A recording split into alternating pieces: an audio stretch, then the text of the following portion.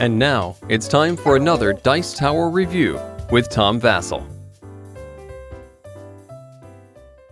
I had a chance to look at an early production copy of Deus at Gen Con, and when they explained to me, I thought, oh, that looks kind of interesting, although I thought the board was a bit bland and uninspired, and the game itself didn't look that fantastic. When I found out it was from the same company that made other games I'm not a huge fan of, like Trois, I was like, okay, well, maybe it'll be interesting, we'll have to wait and see. Then I started hearing reports about that it was a hot game at the Essen Spiel Fair, and I thought, okay, it looks interesting. I mean, I like the picture on the front, but the board still didn't look that fascinating. Then I read the rules. They sounded really good. Let's take a look and see which of my impressions is the right one.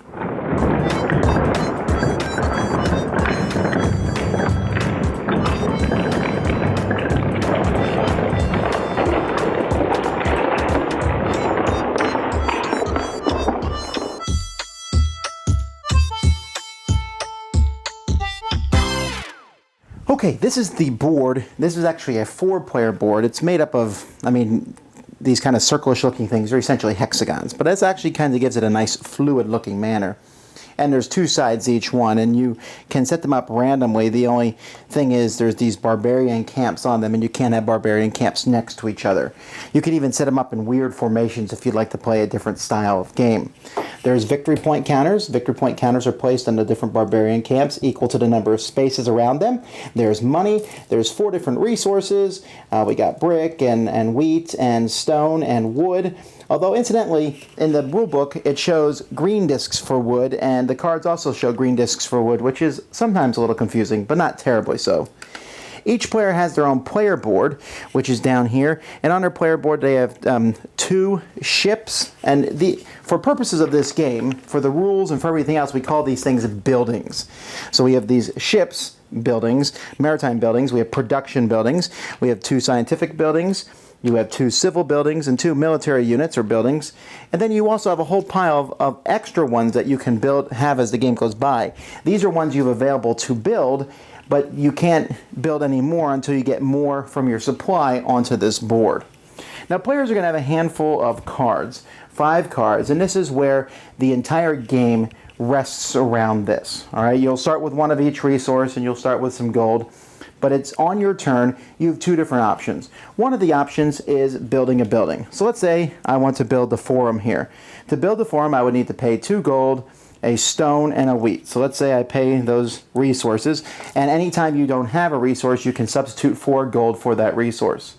When I build this, I'm going to place the card over the correct color and take one of these buildings and put it on the board. If I don't have any more buildings, I can't build any more of that color. I'll take this. The first one goes anywhere on the outside of the board. After that, they can go in the same spot as a previous building as long as it's not the same type. So this is not allowed, but that is. And you can't put some buildings in water. Actually, you can't put any buildings in water except for a ship. After you put the building out on the board and pay the resource cost, you then activate the building. So this one here says gain 1 victory point for a region where you have with at least 3 buildings. Well, that's kind of worthless.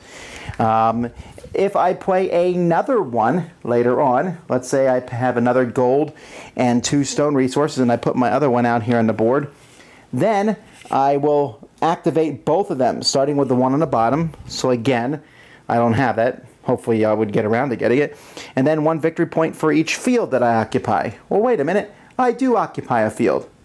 Now you can see that playing these cards in this manner wouldn't be a really wise move for me, but there's different kinds of buildings. For example, the ship buildings let you sell goods for victory points or gold. This one here lets me sell up to 6 wood for 1 victory point each.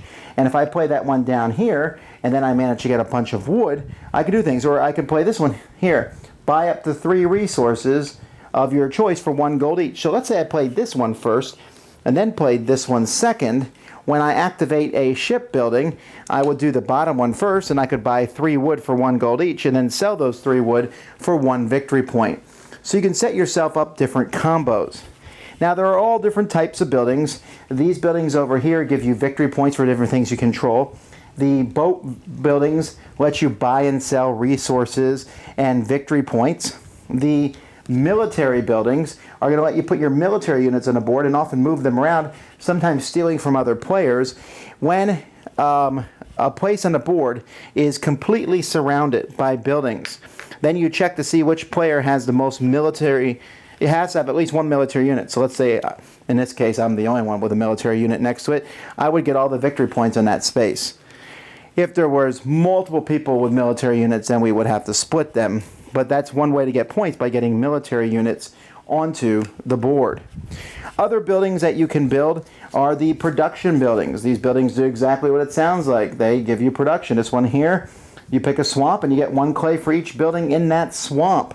Others might give you this one. Some will give you something for basically every gain 1 building. This is a science one. For each region with at least 2 buildings of your color.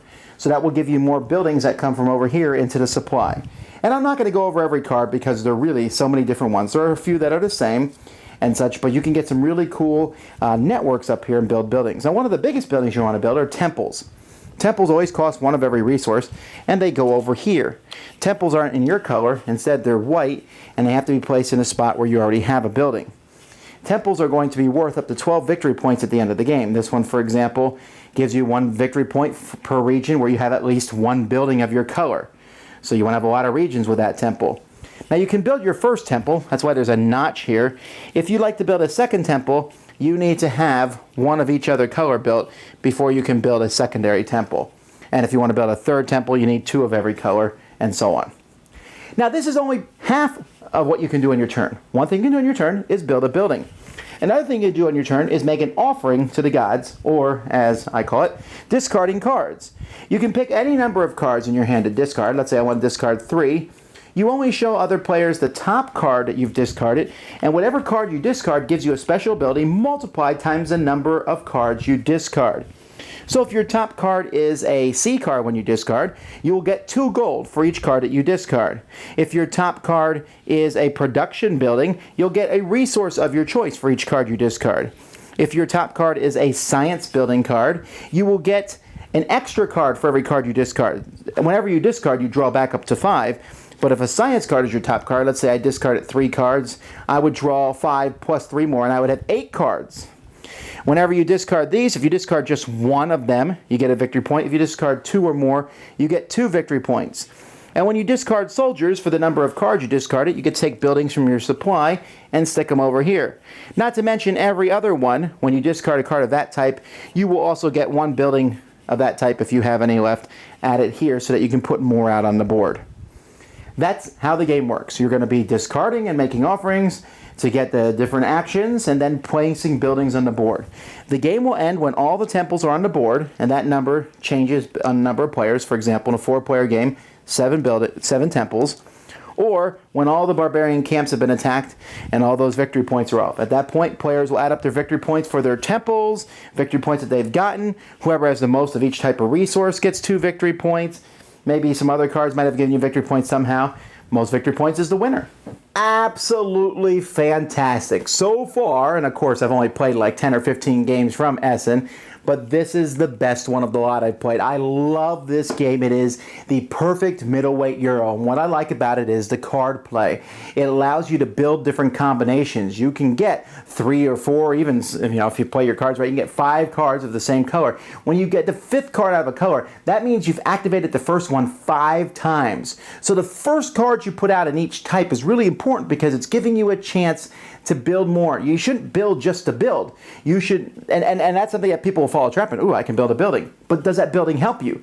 Because if that building does not help you, then what's the point of getting it out there? You want to get a building out there that will give you an ability that you can use again and again and again and again. And man, I've played this several times, and each time I'm coming up with all different cool combinations.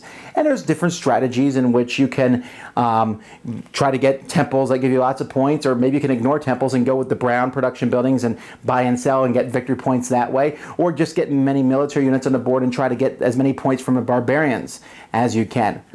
But see, that's only half of it. The other half, I mean, I love that production thing, but the other half that I like so much is the discarding. It's such a neat action.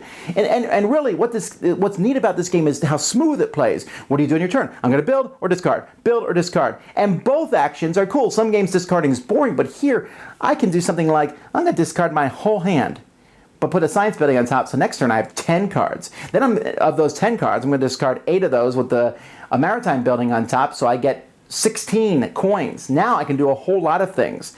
Or maybe I just want to have those 10 cards and work with those and you play with those for the next several turns. Or maybe I wanted to get some bunch of resources of one type. It's really neat, and it flows so it's just so fun.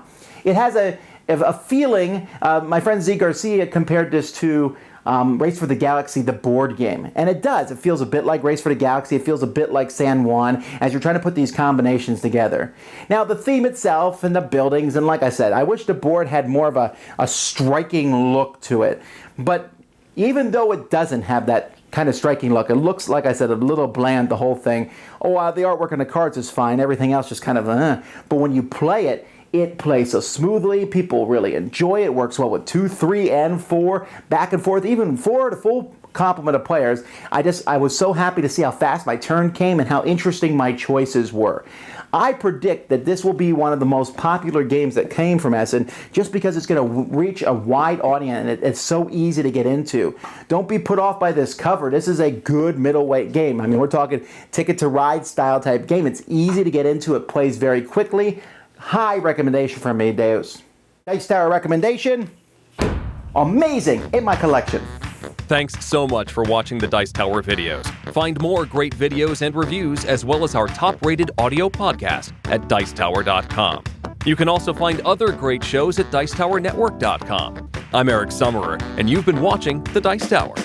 The Dice Tower is sponsored by Cool Stuff Inc., where you can find great games for great prices. Cool stuff in stock. Check them out at CoolStuffInc.com. Chiudi la porta! Deus?